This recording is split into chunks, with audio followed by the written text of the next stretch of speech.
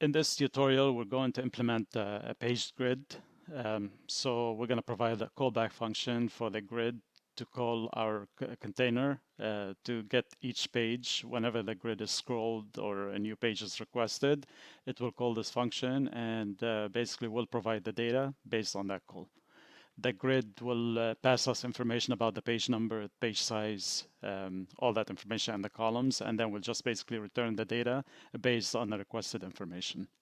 To do that, we're going to start by adding a source file, and we'll call it paged grid demo, and we'll add a header for that.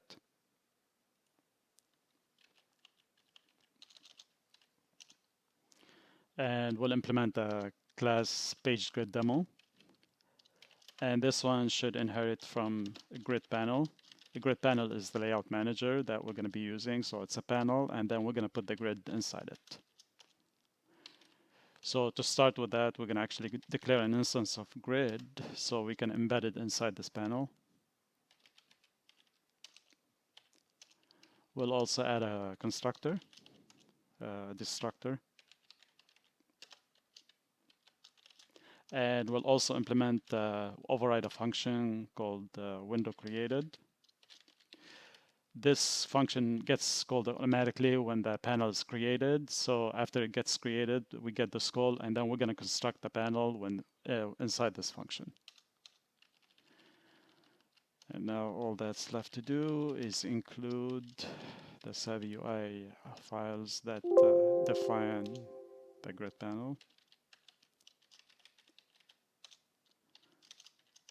We'll also include another one for the grid. And now we're ready to implement these functions. So we're going to head to the CPP file. We're going to include our grid demo panel.h. We'll start implementing the constructor and destructor and all that. Although the constructor and destructor are not going to have any code in them, so we're just going to implement, have empty implementation. Window created is the one where we're going to do the work to actually implement the functions and implement the logic of this panel. So to start with, we need to set the layout. So we have a grid that we want to embed inside this panel. So what we're going to do, we're just going to have it occupy the entire panel. To do that, we're going to set the layout to have only one row and one column. To do that, we just call set layout.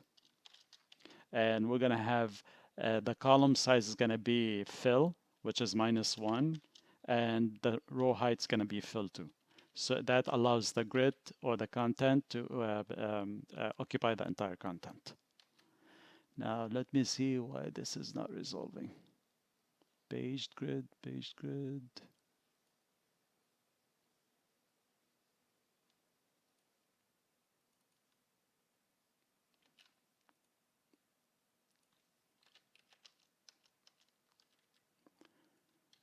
Interesting. Include. Oh, it should be paged grid demo.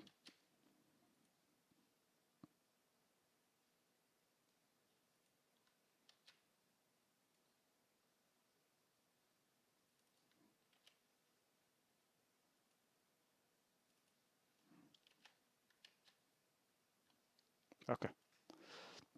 So now that we set the layout and figured out the compiler problems are, I was including the wrong file. So now we're going to add the component, the grid, to the panel. And to do that, we just basically call add component on the grid panel. And we pass it the column and the row. So it's going to be at 0, 0, and it's going to occupy the full width and height of the panel.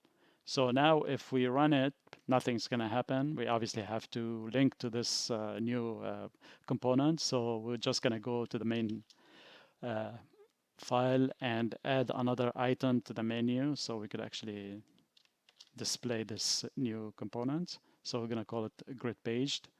And we also need to add the panel to the card panel, which is the one that actually displays this new component.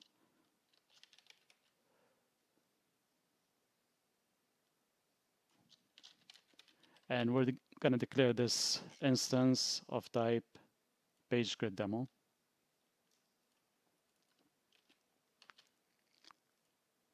Include that.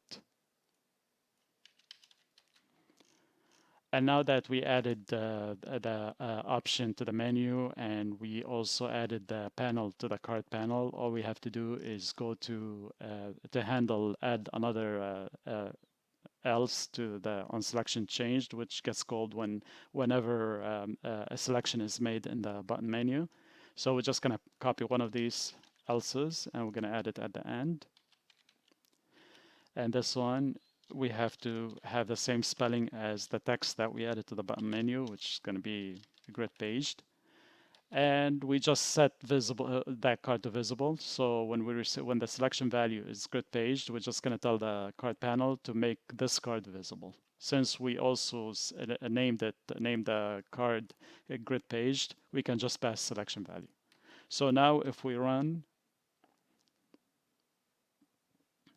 and click on grid page, we'll see that we have the grid and it's occupying the full content of the panel, the parent container, but we haven't defined any columns in the grid yet. So let's do that. So to define the columns, basically we just go here and we say call add column on the grid and we pass the names of the columns. So let's pass first name as the name of the first column, and the title of the column is going to be first name, and this is going to be visible, so we're going to pass through. You can have hidden columns inside the grid that don't display, but you could reference them, but this is going to be, we're just going to add visible columns in this case. And then width ratio, let's make this 2. A width ratio is, you define in your head how many columns you want to divide the width of the grid into, and then you allocate, each column can span across multiple columns. So your logical division of the grid into multiple columns, you just allocate whatever number of columns from those columns, total columns, to whatever column you want. So now we have first name, allocated 2 spaces basically, and then we're going to have a last name. And again, we're going to allocate 2 spaces for that. And let's add a zip code.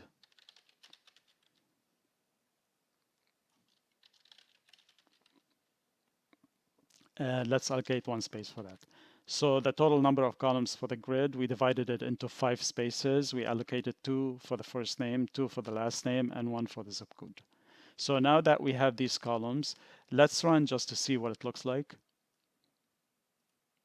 As you can see, the zip code looks as half of either the first name and last name column, which is exactly what we want. And now the remaining part is how do we populate the data? In this case, in the previous tutorial, we showed how to do it in memory. So we could actually call add row, set column value, and so on. In this case, we're not going to call those functions. We're actually going to set a pager and the grid. So what you do to do that, you just basically say grid.setPager. And you pass it the pager. So you could implement pager in this panel and basically pass the panel itself as the pager. So now we're going to say this, and we're just going to go to the header and implement pager. So pager is an interface that has only one function. So when we do that, if you double click on that one and go to declaration, you'll see that it has only one function, which is this. So we're going to copy that and we're going to add it to implement it. So I'm just going to remove the virtual and the 0 at the end. And that's our function that we need to implement from this interface.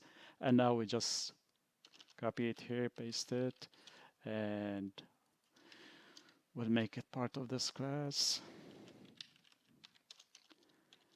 And if you take a look at the parameters, you receive a pager request, which if you click on the declaration of that, it basically has the source component ID, which is going to be basically the ID of the grid that called this function.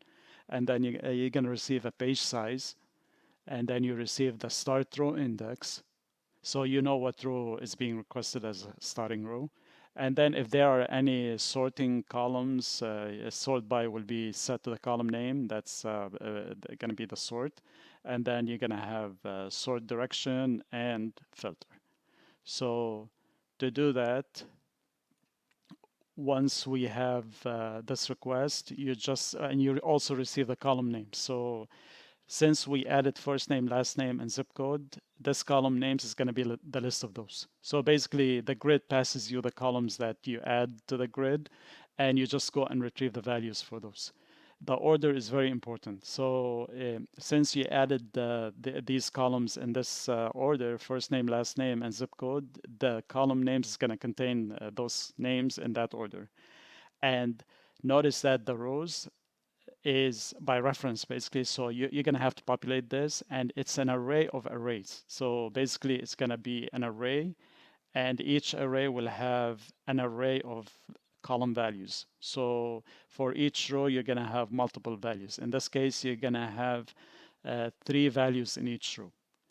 And then you're going to have to return the total row count. So if you're retrieving the information from the database and you tell the grid that in the database I have 500 records, but the requested page size is 10, the grid will know how many pages to basically the user can flip through. So it's basically dependent on how much data you have. So since we're not hooking this up to the database, we're just going to hard code it right now to equal, let's say, 100. Or make it 200. So we're going to tell the grid that we have a maximum of 200 rows.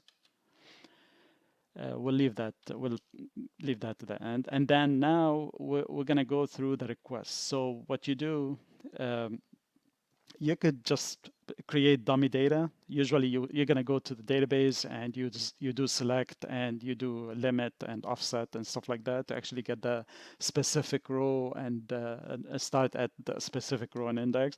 But we're not going to care about that in here because we're going to do all this in memory. So we're just going to return some dummy data. To do that, we're just going to go for use a for loop, and let's say size t row index equals, we're going to start from start row index. And then we're going to go up to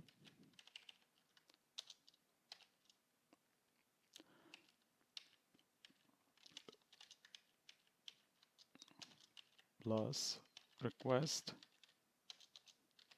dot page size.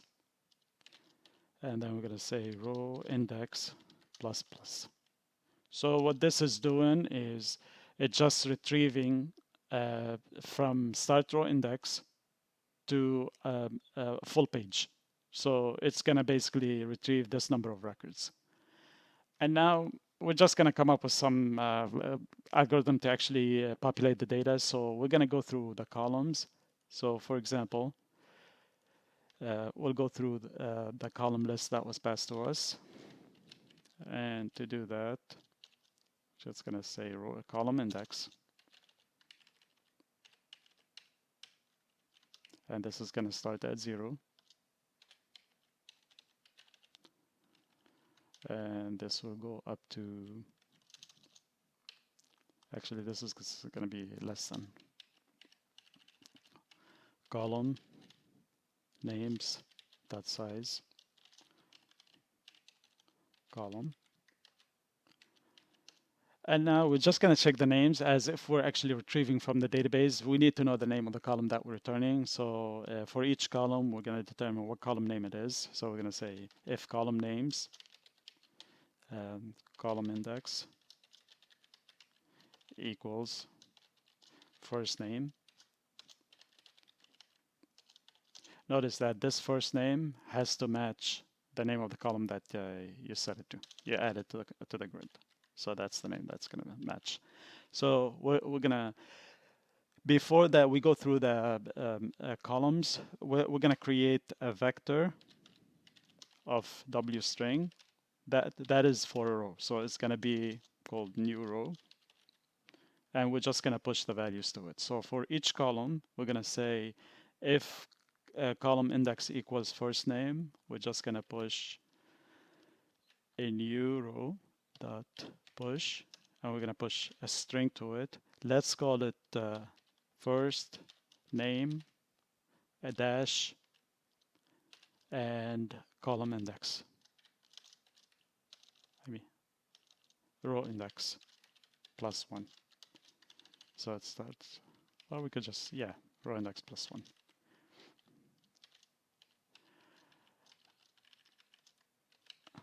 Else, if it's last name,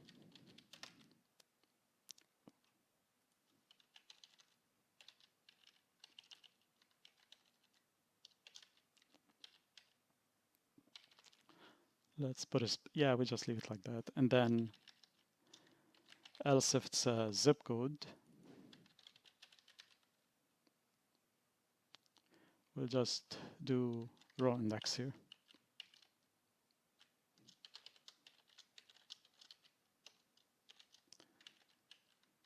So we're just going to pass row index as a zip code. So it's going to start at 1, 2, 3, 4, and so on. So now that we added the new row, we just have to add it to rows. So rows is going to contain that. So we'll say rows dot, this is the one that's going to get returned, dot push back.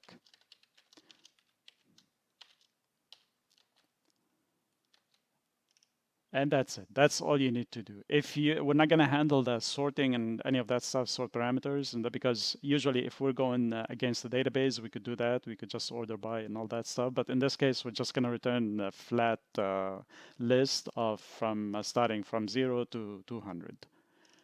And if we run the application now,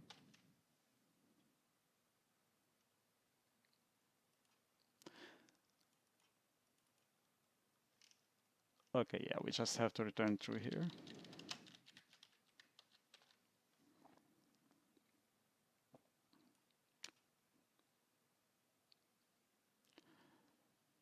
So as you notice, it's actually going up to 200. 201 because we actually started the index at +1, so that's why you're seeing 201. If we start at 0 to 200, that's what you're going to get. But I'm seeing this garbage data right here, so let's see why it's actually showing that. Okay, the reason why, because we need to convert the index to a string, so it's going to be standard to W string. So we're appending a number to a string, and that results in some odd behavior. So now if we do that, there you go. So you could also use the navigation arrows to go back and forth. Each time you press any of these, or you do use the scroll bar, whatever, your function is going to get called. And I'm just going to put a debugger point in here, a breakpoint, and let's debug, just do one page and see what we're getting. So if you look at the request, you're getting starting row index. This is when you load the grid. It automatically calls this page to get the initial data. And so it's telling you that it's going to call it multiple times until you actually receive. So now when you click on that, now you should be receiving the actual information. So it's requesting 22 records and starting at row index 0. And there's no sorting column. So we're just going to continue. And now we're going to go to the next page. What's going to happen is now request that start row index should be at 22, right there. And if we go to the end, let's see what the row index is. It's 178 plus 22, that makes it 200. So basically, it tells you what's a starting row index you need to return and the page size. And that's it for this demo. There's nothing to it other than showing, I just wanted to show how you could actually use the pager to feed the data into the grid. You don't use add row, you don't use set column value or any of that stuff, any of those APIs, because the data is going to be basically returned from this pager function, and it's going to contain all the data pieces that the grid needs. And thank you for watching. And there will be another video soon. The next video is going to be tackling another component from the SavvyUI library. And when that's done, it will be posted on YouTube. Thank you.